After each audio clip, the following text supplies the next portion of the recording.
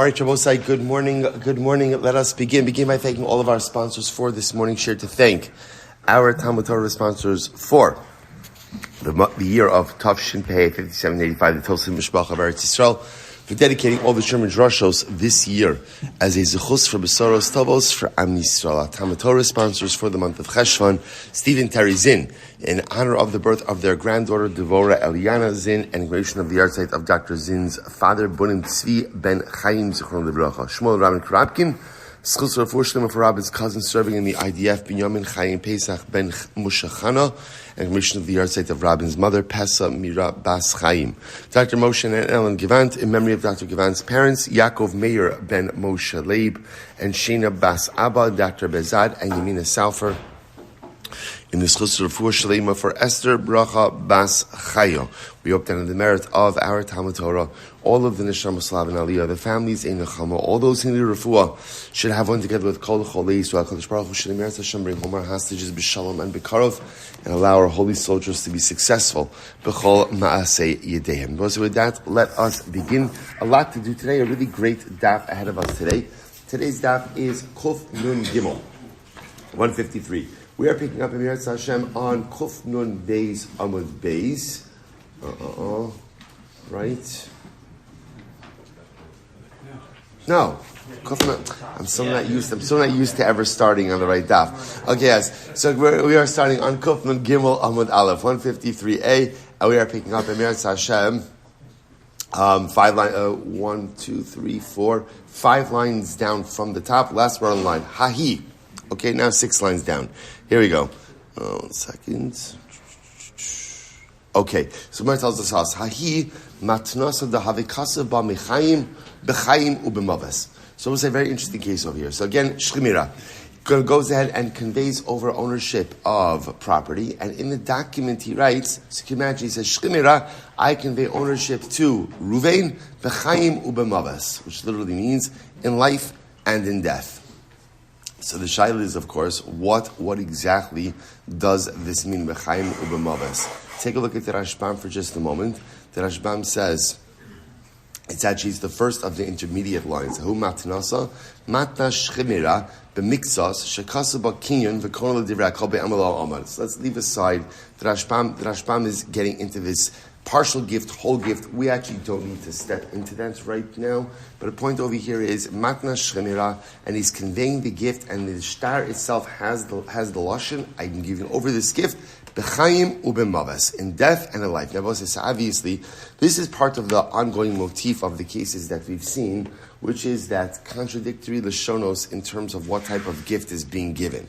So, is this a matnas bari? Is this a healthy person's gift? Is this a matnas sheleima? What exactly is the mechanic? What are the mechanics of this gift, given the contradictory lashonos? So once again, machlokes. Rav Amar harehi kematnas sheleima, u'Shmuel Amar harehi kematnas bari. So Rav says this is a matnas sheleima. Shmuel says it's a healthy person's gift. Now both say, before we go on.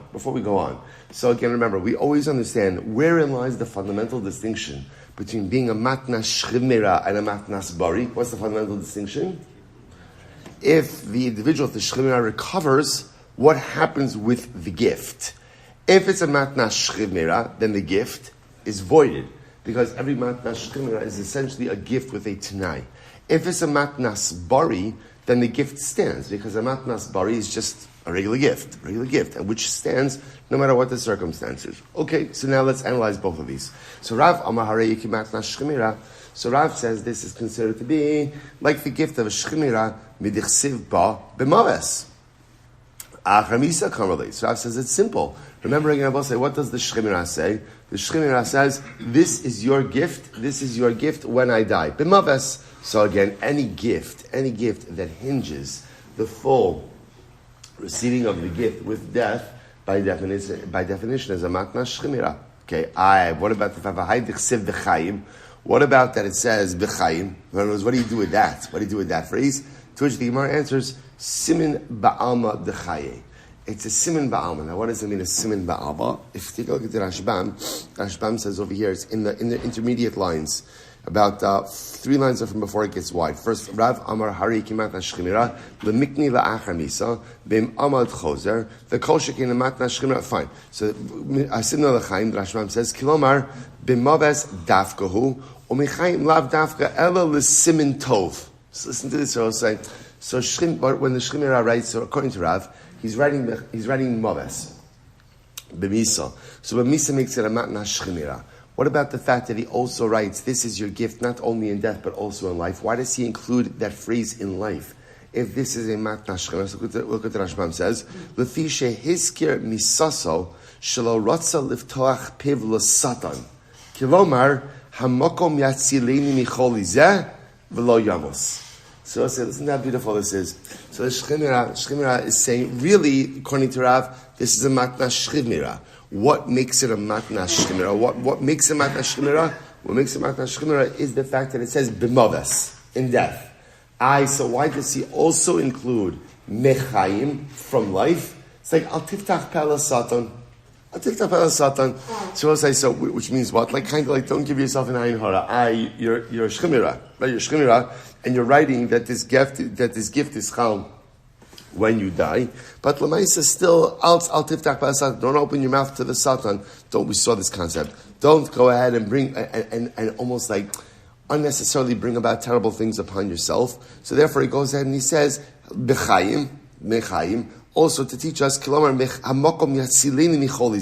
Hashem should save me from this illness, and I should not die.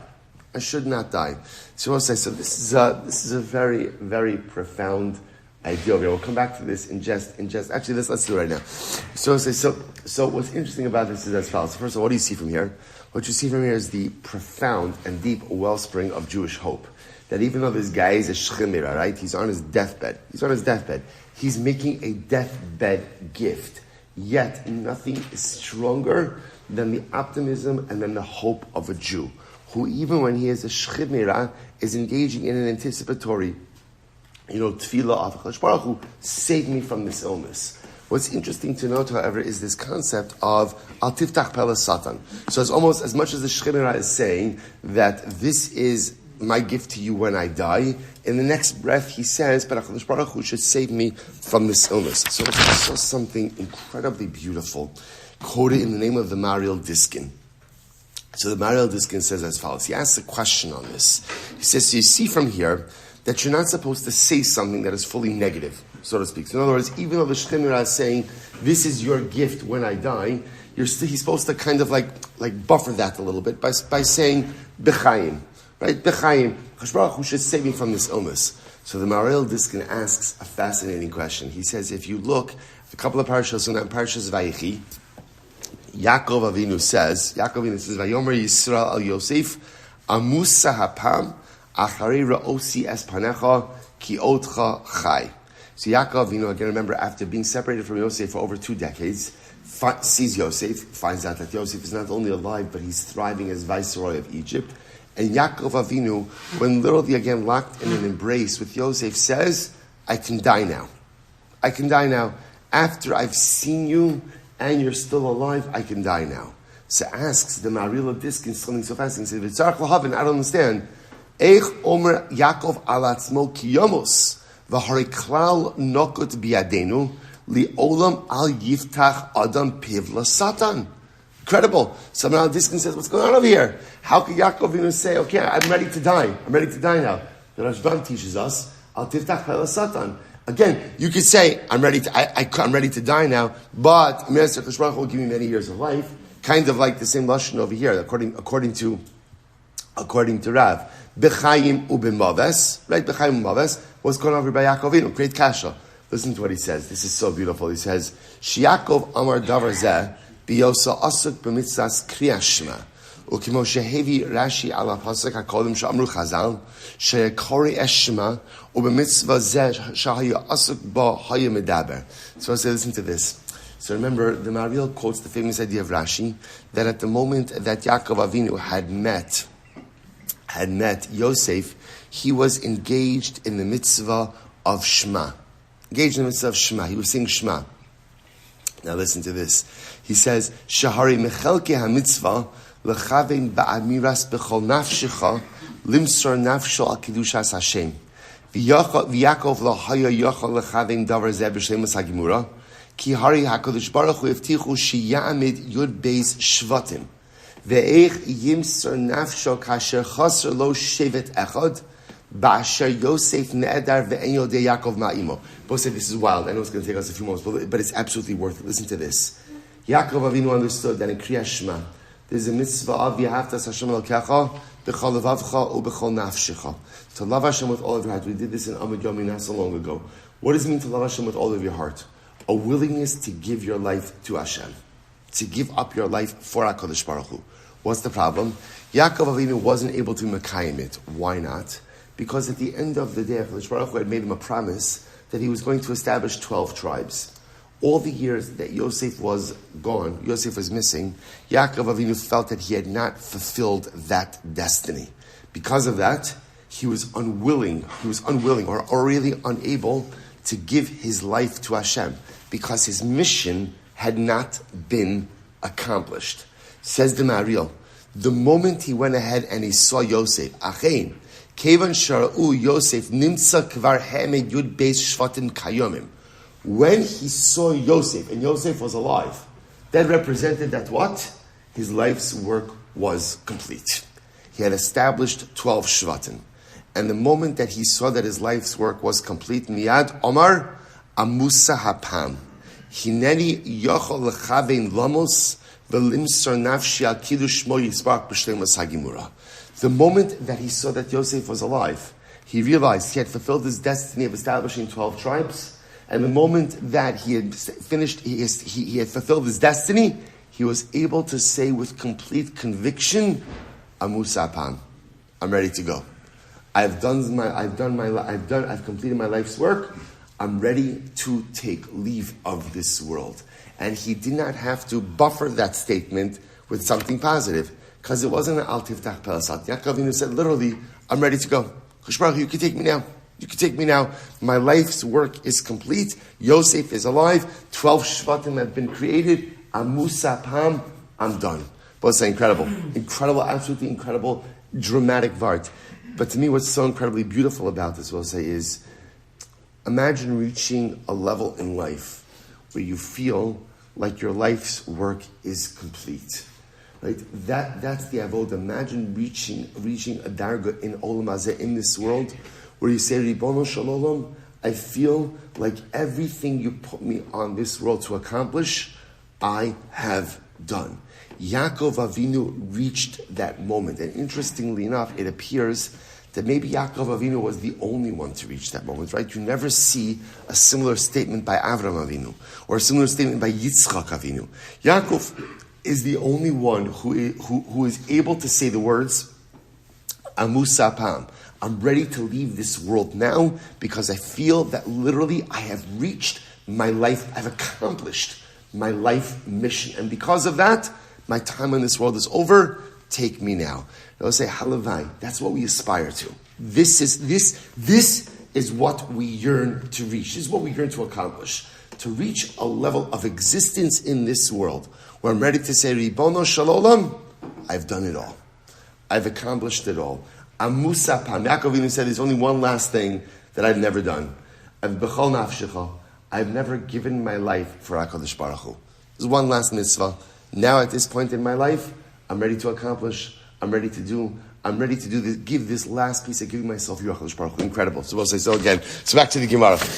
So now, just a fantastic, and all coming, by the way, the Maharil's entire kasha is motivated by this Rashbam. Right? The Rashbam, according to Rav, says, Al tiftach pelas satan. That's why the Shchiv Nera, when he gives the gift, he says, B'chaim u'b'maves. Really, it's a deathbed gift. So why are you including Chaim? Why are you including anything about life? Al tiftach pelas satan. You always have to hold on. So it's two lessons. Number one, the beautiful Vart in Vayechi, right? About to live a life where you feel ready. Amusa Pam. I'm ready to go because I've done everything. And also lesson number two, the power of hope. Like the Gemara Esther Bracha says, even if a sharp sword is against your neck, Never despair of hope. Never give up hope. Never give up hope. You're a sheleima. Still daven for the possibility that there's going to be a refuah sheleima. Incredible. That was all Rav. And it's only Monday. Shmuel says, Ari kimat nas bari. Shmuel says, on the other hand, that Lamaisa, again, this gift is like a healthy person's gift. And therefore, halacha Lamaisa, it stands no matter what happens to the sheleima. Now, what's the pshat with that? Midichsiv ba b'chaim, mechayim kamar. Because Shmuel's logic is like this. No, this is like a regular healthy person's gift. Why? Because again, what's written inside of the document? B'chaim, right? Lifetime. In other words, this is my gift during my lifetime. So mechayim kamar, I v'ha dichsiv ubemaves. So, but why does he include anything about death in this? So kiman damer me'ata v'ad olam. Ultimately, again, it's more like an expression. When a person says that this is, I'm gifting this to you, b'chaim u'b'maves, that's like an expression of forever. Forever. So I'll say, so fundamental machlokes, Rav and Shmuel. And one more time, the case is, Shemira writes a gift to Ruvain, and in the gift, in the document, he says, this is the gift I'm giving you, b'chaim u'b'maves, in life and in death. Rav says, mention of death makes it a matnas shemira. The only reason why life is mentioned, ultimately, again, is a form of anticipatory hope that he's going to somehow have a refuah sheleima. Shmuel says, no, the mention of b'chaim, life, makes this a regular matnas bari, and the only reason why death is mentioned is to represent the eternality of this gift. Okay. Amri Nardoi. So the Nardoi said, Hilchasa kavasei derav. The halacha is like this, like Rav. Namely, this is a matnas shemira, and halacha l'maisa. Again, the mention of life was only there, almost like as an anticipatory desire for a refuah sheleima. Okay, Amar Rava. So Rava says something interesting. Amar Rava iksiv ba mechayim kana. Now Rav says something very interesting. Rav says the halacha l'maisa. What if it didn't say bichayim, but instead it said mechayim? So we'll say here the distinction. So bechayim means in life, mechayim means from life. From life.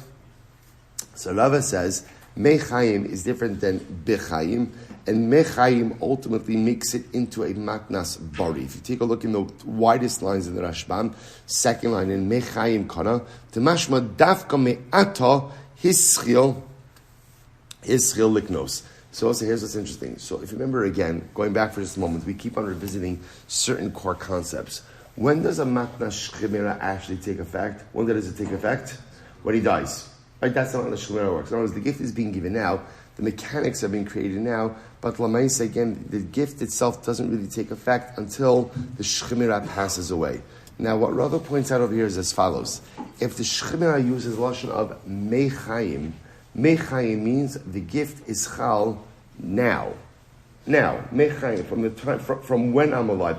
There's a scene in life, right? Bechayim, in life, and mechayim, like from life. From life, the Gemara seems to understand means that lamaisa, again, lamaisa, the gift takes effect right now. So the Gemara says, Meir says, less hilchas hakavasei derava. Meir says the halacha does not follow Rava. So Amrlei, Ravashi Lameim, Ravashi says, Pshita, that's obvious. We just got finished saying that the halacha follows Rav. Namely, Rabbi said that even when you have a gift that has this expression of both bechayim ubemaves, it is considered to be a deathbed gift. So obviously the halacha doesn't follow Rav, who says that mechayim makes it a lifetime gift. I says, what would you have thought? Mechayim modi Rav. You might have thought that when it says mechayim, maybe even Rav agrees in that case. In other words, we'll say maybe even Rav agrees that mechayim is stronger than what? Stronger than bechayim. Kamash Malo, no. Kamash Malo will say that essentially, according to Rav, as long as this gift has some mention of death, what does that do? Matnas shemira.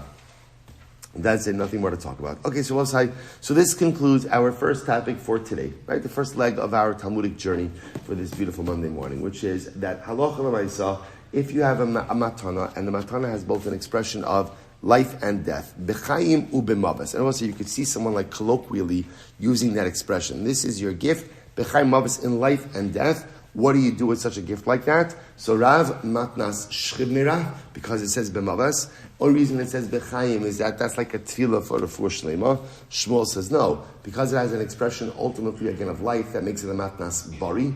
And the only reason it mentions death is to highlight the eternality of the gift. How do we paskin? The Rambam paskins, the Nardoim paskin, the Rambam paskins like Rav. The Rav Lochal Amaisa, we treat this like a matnas Shchiv Mira. Any time that the gift document, the daitiki, the deathbed will, has an expression of death, again, remember, I just want to point out, this is dafkan Shchiv Mira, right? If a regular person, right, Ruvain, just a regular guy, healthy, fantastic, and he writes a gift, he writes a document, in that document he says, Shimon, I'm gifting you this property, b'chayim u'b'mavas, then obviously, that's just a regular gift. Everything is about context. Remember, who's writing this gift? Who's writing the gift? A Shchiv Mira. So again, Rav says, whenever a Shchiv Mira writes a gift, and he's going ahead and he's mentioning death, that is a matnas Shchiv Mira. What about the Chaim? That's an anticipatory desire, anticipatory tefillah for a refuah sheleima. That's how I pass on both sides. So b'chayim u'mavas is a matnas Shchiv Mira. Good. Next. Hahu. Hahu. The asa likame Rav Nachman. Who the asa likame Rav Nachman Arda? So listen to this. So there was a situation like this that came up before Rav Nachman in Naharda. If you take a look at the Rashbam, so again the Rashbam is about 4 lines into the wide lines. So who does likame Rav Nachman? To have a kasav b'shtar didei ben Chaim u'b'mavas. So we'll say so a case like this came up. Right, Rav Nachman was in Naharda. So mamish like a case like this came up where Shchiv Mira wrote a gift. And in the gift document, it said b'chayim u'mavas. They came to Rav Nachman because it's Rav Nachman. Is this a matnas bari or is this a matnas shchina? And I will say, say to yourself, what's the case that is coming to a bezin? Very similar. I will say, what's the case? The case ultimately again would be where the Shchiv Mira recovers. So the Shchiv Mira is claiming that this was a matnas Shchiv Mira, and because he recovered, he's taking his property, quote unquote, taking his property back. The recipient says, no, this was a matnas bari. And therefore, again, the gift stands no matter what. So it comes before Rav Nachman. What happened? So the Gemara says, Shadrei l'kamed Rabbi Yirmiyah bar Abba l'shum tamya. So Rav Nachman sent the case. He kicked it over to Rabbi Yirmiyah bar Abba, who lived in a place called Shum Tamya. Okay? So Rav Nachman went ahead and sent it over to Rabbi Yirmiyah. Why is that? Now let's listen to this. This is incredible. Amar Hacha Asra de Shmuel, Hechi Navid Kavase de Rav. So this is beautiful. Rav Nachman said Shmuel was the Mar da Asra of Narda. So Rav Nachman, it's fascinating. Rav Nachman, knowing that halacha l'maisa, we really follow Rav, but yet felt that he could not paskin against Shmuel, the Mar da Asra of Narda, in Narda. So therefore, what does he do? He essentially moves it to a different court. He moves it to a different Beis Din. Sends it to Rabbi Yirmiyah in Shum Tamya. Rabbi Yirmiyah could pass in halacha according to Rav. Okay, so we'll say, so what happened? Fine, that's it. That's the end of the story. That just shows that even in Narda, which was the locale of Shmuel, they understood that in reality the halacha followed Rav. Again, out of deference to Shmuel, in Shmuel's makom, they couldn't pass in that way, but the Ma'aseh halacha follows Rav. Beautiful. Next. So there was, listen to this, there was a case that came before Rava. So we'll say, so again, same thing like we saw before, same case, right? Mata Shchiv Mira, or Shchiv Mira is giving a gift, and in the gift he wrote, B'chaim u'mavas. Now, interestingly enough, in this case, there's a little bit of a difference over here. It didn't say B'chaim u'mavas, instead it said Mechaim u'mavas. Now, remember again, according to Rava, if it says Mechaim, he holds is really a matnas bari. It's not a matnas shchina. Rava makes this distinction between Bechaim and Mechaim. Okay, so watch this. Sahi dasay lekamei de Rava, Ava le Rava kishmaitei. So there was a case that came before Rava, and Rava paskint like his own ruling. Take a look at the Rashbam. The Rashbam says over here, kishmaitei. Good. Dahava ksiv be Mechaim vikana balashtar. Vikana balashtar va'ishev sida. Okay, so just to give you the context over here. So what happened? So So the situation over here was that someone had written a document, and in the document it said Mechaim ubemisa. Rav paskins that in the case Rava paskins that in the case of Mechaim, he treats that like a matnas bari, right? Rava said iksiba Mechaim kana. So what happened? So the woman was bringing this shtar to Rava. She had apparently again lost the property as a result, ultimately, of the wording in this shtar. So what happened? So Rava went ahead and paskin according to his ruling, right? That Mechaim ultimately makes it like a matnas bari. Hava katir dolei. This woman was bothering him. She didn't like his psak. Take a look at the Rashbam. Katar dolei lomar lo yafad dantani. This is interesting. So the woman in question did not like the way that Rava paskin, and she kept chattering him that you're not pasking the right way. So what happened is incredible. Amalei Rav Papa Berei. Rav Chanan Safrei. So what happened? So now Rava had to write up his psak halacha. So Rava says to Rav Papa, the son of Rav Chanan, who was the scribe of Rava, Zil Kasavla. Now you have to write up the din Torah. The kasav ba socher alehen omitan. Okay, so I say. So now what happened? Rava paskin the particular way in this case that this particular situation was a matnas bari. Right? Because again, he held that Mechaim was a healthy person's gift and not a matnas shemira. So the woman who ended up losing property was very upset with this psak. So what happens? So Rava went ahead and wrote up the din Torah. Now, in this, what he did was, in order to get this woman off his back, so he went ahead and he wrote up the shtar in such a way that made it look like she won the case, right? That she got a favorable verdict. In the end of the shtar, he included this lashon of socher alehen. You could hire extra workers, o mitan, or you could deceive them. They're both saying, now what does that phrase have to do with anything? So the answer is nothing. So why is it here? So there's an interesting halacha. Actually, if you take a look at the Rashbam says, Amar le Safrei zil kasavla shadin ima. So he said to his scribe, okay, do me a favor. Write up the shtar that says that she won the case, right? The psak is like her. The kasav b'sof hashtar, and go ahead and write at the end of the document, Mishnah hashanui bab metzia basocher solnin socher alein omitan. What's the case? It's actually a very interesting case. If I hire workers and they walk off the job, leaving me, with no one to finish the job, the halacha is I could promise them a higher wage and lie to them.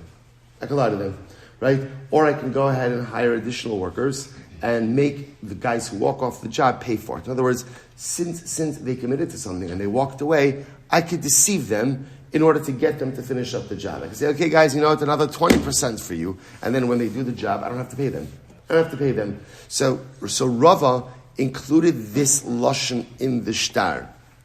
V'simin haya, I'm just reading the rest of the Rashbam. V'simin haya b'soch hashtar shelitcho sa'isho lat osa niskavein lipater mimachlakosa v'hi hevina b'dvarim v'kilasa. So what happened? So it's fascinating. So Rava writes this at the end of the shtar. So what he does is this woman is chaperoning him. She doesn't like the way he paskin. So he wrote a shtar indicating that she was right.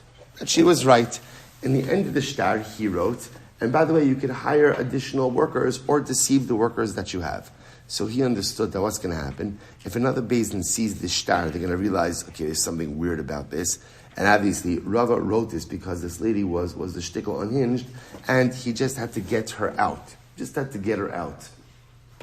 he wrote this lashon in the shtar. So the Gemara says, so what happened? But fascinatingly enough, he thought this particular woman would not catch on to what he was doing. But it turns out that she did. So what happened? So the Gemara says, Amra, so she realized what he was doing. Amra, she cursed him. Litaba arbe, atuye kamitasli. So she said to Rava, your boat should sink. Do you think that you could deceive me? So now, of course, Rava kind of made it worse. Right? Up until now, she was just upset about the psak halacha. Now she's upset because she feels he's actively trying to deceive her. So therefore, she cursed him, and she said, your boat should sink. It's not a metaphor, it's quite literal. Your boat, right? Rava had possessions, your boat should sink because you tried to. Do you think that I don't know what you're doing? Like the Rashbam says, "V'tava arbe titavu sinaso." Your boat should sink. Atui kamatesli b'tmiya. Do you think I don't know that you're deceiving me? So the Gemara says, so what happened? So Rava's Talmidim heard this. Am shinu lemane dirava b'maya.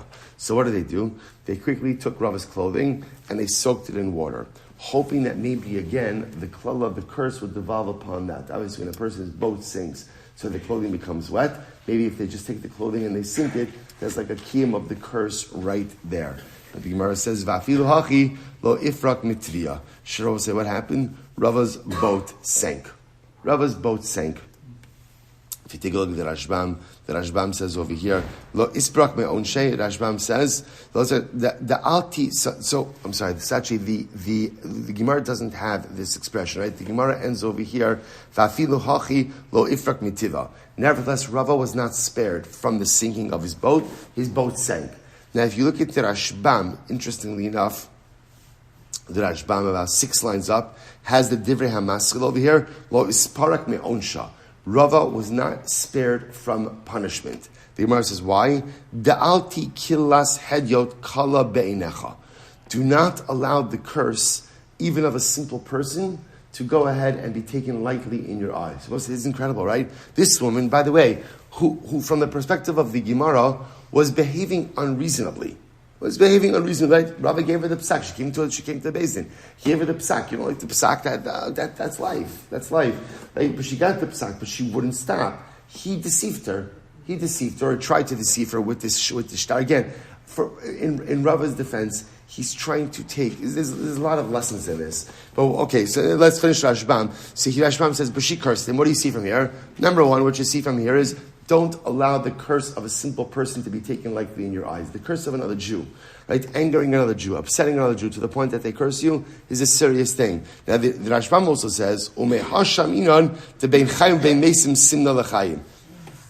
I will say, interestingly enough, the Gemara wants to suggest from this story, ultimately again, bein chayim or mechayim, ultimately again is a simon of a matnas bari. Now, that's not how we paskin, right? We paskin like Rav, that whether it's bechayim or mechayim, halacha l'maisa, it is considered to be a matnas shchimera. Okay, interesting aside. So I'll say that's the end of the story. What's the Musha Haskell from this story? What exactly is the Musha Haskell? So the Rashbam says the Musha Haskell from this story is that halacha l'maisa, don't take the curse of even a simple person lightly.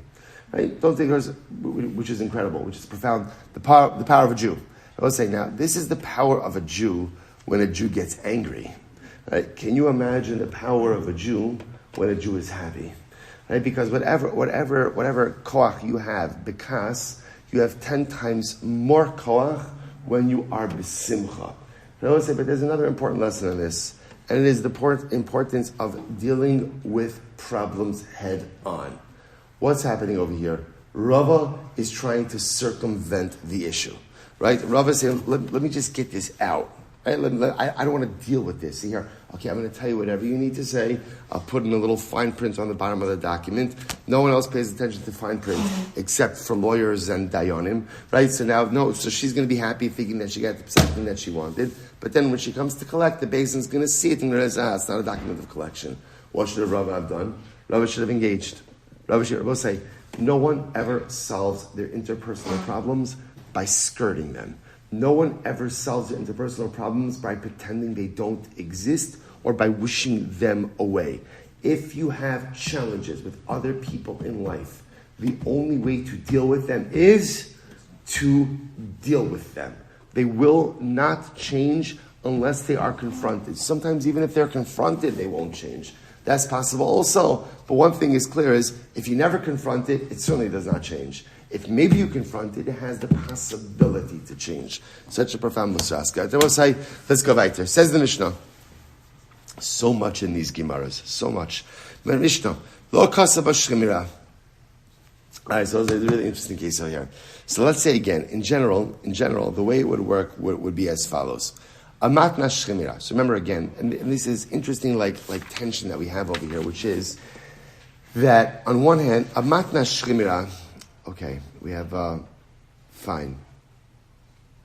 Just the way that final word on this previous sugya. Ramam Hilchos Zechiyah Matana Perek Ches Halacha Yutes Hanosing Matana Kishu Shemira Vikasa Ba Bechayim Ubemaves or Mechayim Ubemaves, whichever lashon you use, right? Bechayim Maves, Mechayim Maves. The Rashbam says, Hawil Vikasa Ba Ubemaves Harei Zu Matnas Shemira. So we'll say that's how we pass in, like Rava, as long as there is a mention of death, then halacha l'maisa makes it a matna shchemira. What do you do about the expression of life? The Rambam says, v'zeh shakasa ba mechayim simin liyashiv es daito sheyichya mechalizeh. So how does he put mechayim in there? Again, it's a tefillah. It's a way of hoping, making himself feel a little bit better. That there was always the hope. There was always the possibility. Ultimately, again, of a refuah sheleima, incredible power of hope. Mishnah. They both say. So remember again. Let's come back to Mishnah now. Matna shchemira does not require a document. Right? Matna shchemira typically requires words. When you are writing a document that we call name of a shchemira, right? The name of a deathbed will is called a good daitiki. Right? Excellent. Boker Tov, right? So right, it's called a daitiki. So remember again. So halacha l'maisa. So there is a way that was written. There was a certain verbiage that was used for that, which would indicate that this was being written by a shchiv mira. Let's say the document makes no mention that the giver is a shchiv mira. He makes absolutely no mention of it. Just doesn't say anything about it. So lo kasa bashchina. Now take a look at the Rashbam for just a moment. It's about 6 lines up from the bottom. Lo kasa bashchina. The kidikatzia verami ba'arse vegam lashon matan aspari lo kasa ba lo nechta ba. So listen to this. Normally, a matna shchimira, if you were writing in a document, they would say shchimira when he was in his bed, right? So the kidikatzia verami ba'arse, when he was sick and in bed, Shchimira wrote the following gift to Ruvain. So the document itself would make mention that the giver is a Shchimira. Conversely, if you are writing stam a gift to someone, the document would also mention, interesting enough, Kad mahalech al ragloi b'shuka, right? When the giver was walking on his own 2 feet in the shuk, he said I want to give over this property to Ruvain. So it's interesting, by the way, how, again, contemporarily, you don't find this in our modern-day documents, right? Modern-day documents don't seem to make any mention, I don't think, any mention of the particular state of mind or state of being of the individual, right? I guess you could say when so-and-so was of clear mind, they executed this particular document. But Lamaisa, these documents were a little bit more specific. So Matna Shchimira would say, Shchimira was dying in bed or was sick in bed. If it was a Matnas Bari, giver was walking in the shuk and he said he wanted to give this to Ruvain. So now you have a document. I have a document that doesn't make any mention about this well-being, right? The state of the giver. Okay, now we'll say, here we go. So who Omer Shchimira Yisi? So the guy, the giver, we'll call him the giver, the grantor, is that the right word? Grantor, giver? Right, giver. Right, the giver says, I was a shchiv mira. Now let's say, now remember, what is his state of being right now? When this is happening in Beis, what's happening over here?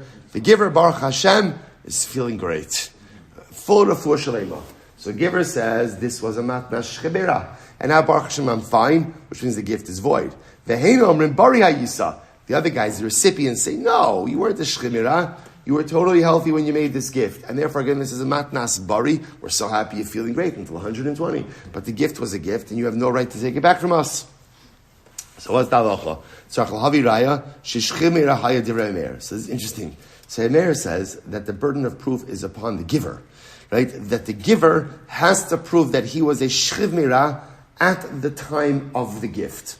Okay? The Chacham say, no. No, that's not true. We'll say, remember again, who is in possession of the property? Who is in possession of the gifted property? Right? The giver. So the Chacham say now the recipient wants to say that this guy, the giver, was in fact healthy at the time of the gift. So the burden of proof is upon them. The burden of proof is always upon the extractor, right? The one who is muchzak, the one who holds the property, he's the presumed owner. You want to extract it, the burden of proof is upon the extractor. So it's from the machlokes, Meir and the Chum. Incredible.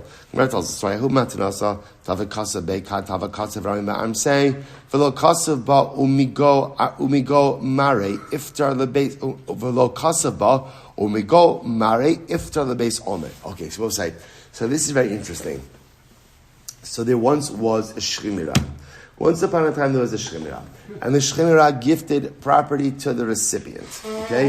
Now in the document, it said the Lashon, shchimira was in his bed very ill. Now apparently, what would normally happen after in the Matna Shchimira is fascinating, right? So shchimira would write the gift to Ruvain. Now again, remember, when does the gift take effect? When does it take effect? When shchimira dies. So what would often happen is, shchimira obviously would entrust this document to someone, right? Because someone needs to execute the gift after the death of shchimira.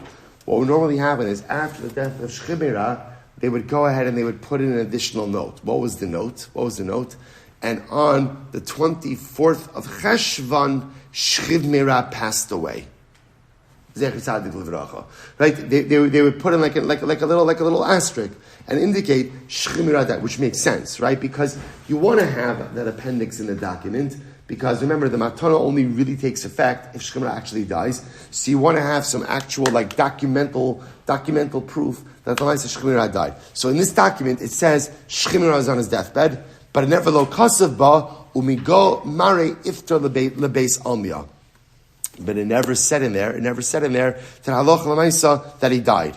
So what do you do with such a document like this? Well, say Amar Beis. So Amar Rabba says, well, what's the shaila? Hare meis v'hare kivro mochiach halav. Well, you don't really need anything written in a document. You can just go to his kever. Or the guy's dead. The guy's dead, right? There's a grave, there's a tombstone, right? It's all there. It's all there. So I understand normally you would write this into this document, and in fact, if you look at the last Rashbam, the Rashbam says, in the previous Amud, Kacha Yirigim Lichtov Matna Shchimira, Hanichtavos La'achar Misason, Lo'odia Shanechasim Halalu Nisunim Lezem Akabal B'tzav Shchimira. So again, first of all, it's just fascinating. We've been doing Shchimira. It feels like we've been doing Shchimira for years, right? But Lamaisa, it's fascinating just to see how this actually works, even though you don't need a document. When a document was used, it was executed in a particular way. So first of all, it would say, Shchimira was dying in his bed, was on his deathbed, and he gifted this property to so-and-so. And then after he died, it was common to just append, and he died on the 24th of Cheshvan, Tav Shin Pei Hey. Now if you didn't write it, or you didn't write about his death, what's the status? Rabbi says, what's the big deal? You know that he's dead. You can go to his kever. Amalei Abaye, listen to this, so I'll say it's incredible. Abaye said like this, Hashta, Umasfina, Sheruban la'avad nostalen chumrei chaim v'chumrei meisim. So Abai says like this. 1 second, hold up here. But say, let's say you have a group of people on a boat. The boat sinks. And Rahman al-Islam, we don't know, did the people on board die or not die? Now the truth is, this is a much more complicated sugya of Mayim sheyesh lahem sof, Mayim she'ein lahem sof. Right? What type of body of water are they lost in? Is it a body of water where you can see the banks of the water around it? Not. But again, without getting into all the technicalities over here, if the boat sinks and we don't know if the people on board died or not, what do? We apply specifically to their relatives the chumras if they're alive and if they're dead. And I will say this could have a number of different ramifications for yibum, for chalitza. If let's say again one of the guys on the boat was a Kohen, and his wife is a non-Kohen, came from a Yisrael family. Could she eat truma? Can she eat truma? The point over here is when people are lost at sea, we give them the chumras of people who are alive and people who are dead. Now watch this. So the Gemara says, Cholin, Sharov Cholin L'chaim. So first of all, this is such a fascinating statement. Illness, where we assume that most people recover from illness. Oh, so fascinating. So that's especially Bisman Gemara. I don't know that I would have assumed that was true, but apparently that was the truth. Most people recover from life-threatening illness. Lakosh came. Now what is Abai saying over here? What Abai is saying is like this: if people sink at sea, we give them the chumras of being alive and dead. And that's what I'll say. That's taking under the assumption that what most people whose boat capsize, what happens to them? They die. But yet we still give them the chumras, the stringencies, if they're alive and if they're dead. So certainly when it comes to illness, where most people recover from illness, we certainly should give the people, the sick person, the chumras of being alive and dead. Now, what does that mean for our case? In our case, what do we have? Shemira was on his deathbed. He gave away property to Reuven, right? And in the document it said, I am a Shemira on my deathbed dying. The problem is, it never has the follow-up phrase that says, on the 24th of Cheshvan, he died. So what do we have to be concerned about? So Rabbi says, I understand, what's the kasha? Go to his kever. He has a grave. The guy died. Right? It's clear that he died. So what's the shaila? I will say, what's our shaila? Our shaila is, did he recover in the interim? That's our shaila. Because let's play this out for just a second, right? Shchiv mirav, the gift is only valid if he died from that illness. But if he recovered and then subsequently died, in other words, I got it. I know that he's dead. Maybe he recovered and got hit by a bus. It's bad luck, right? In other words, right? Lamaisa, again, I know that he's dead now, but who's to say that he died as a result of his illness? And I will say that's very important. Just because he's dead now doesn't mean that the gift is a valid gift. The fact that he's dead now, what does that tell me? That he's dead, right? That's what it tells me. What it doesn't tell me is that he died of that illness. See, if he recovered and then died of something else, it's not a matna shchimera.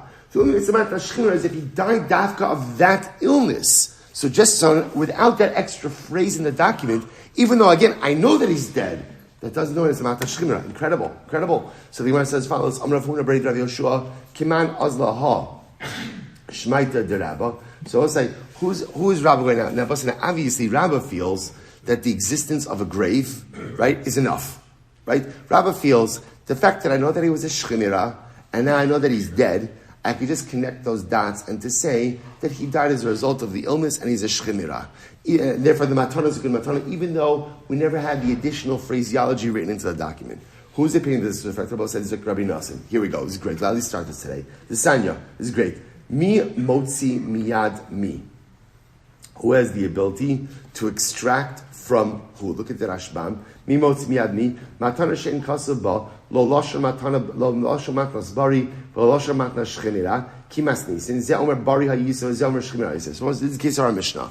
Right, so what happens? So there's a document. And in the document it says that giver gave to Reuven. We'll just call him giver for now, because giver gave to Reuven. What's the issue? Giver says it was a matna shchivnira, but Baruch Hashem recovered. Therefore, the gift is not a gift. Reuven says you were totally healthy at the time of the gift, and therefore this is a matnas bari, and therefore you owe me the gift. So who has the ability to extract from who? So the Gemara says, "Who motzi miyadein below raya, behein ein motzi miyado ela beraya." Div Rabbi Yakov. So we'll say, so Rabbi Yakov essentially says the law is on the side of the giver, right? The giver has the ability to literally keep the gift, and they don't have the ability to extract it from him, unless, of course, they could produce proof that he was in fact healthy at the time of the gift. It's Rabbi Yakov. Rabbi Nassim says, no. Im barihu alav lahavi raya shechimira. Im shchimirahu alein lahavi raya shebarihaya. Oh, I will say, this is incredible. Rabbi Nassim says, listen to this. Rabbi Nassim says, everything depends on how the situation presents itself in front of us now. If the giver is currently healthy, he's bari, the burden of proof is upon him to show that he was a shchimira at the time of the gift. If giver is currently a shchimira, then the burden of proof is upon Reuven to show that giver was a bari at the time of the gift. What does Rabbi Nassim say? Rabbi Nassim says, we assume that the reality that exists now is the same reality that existed at the time that the gift was made. So whatever reality presents itself in front of us right in this moment, that's what we assume to be the reality. So therefore, Rabbi said, let's take this full way back. So therefore, going back, this is where Rabbi gets it from. So Rabbi says like this, giver, right, Shchiv Mira wrote a document conveying property to Reuven, and in the document it says that Lemaisa, I'm a Shchiv Mira, and I'm dying, I'm giving to Reuven. But it never has the follow-up documentation that says Shchemira died on the 24th of Cheshvan. It's missing that. So now, what do you do with that? So Rabbah says, who cares? There's a grave. And Rabbah says the fact that he's dead now indicates to us that what? He died of his illness. He's a Shchemira. Because Rabbah holds like Rabbi Nassim. And Rabbi Nassim holds that what you see in front of you at this present moment, dictates that was the reality up until this point. And if you want to change the current reality, say that past reality was different than current reality, the burden of proof is upon the one who wants to change the facts as they present themselves now. But so stop over here for today. We're going to pick up, this is a great machlokes. So Meir Hashem will pick this up tomorrow with resolution. I know we're a couple of lines short of the 2 dots, but okay. Pick it up tomorrow. Shkayach, everyone.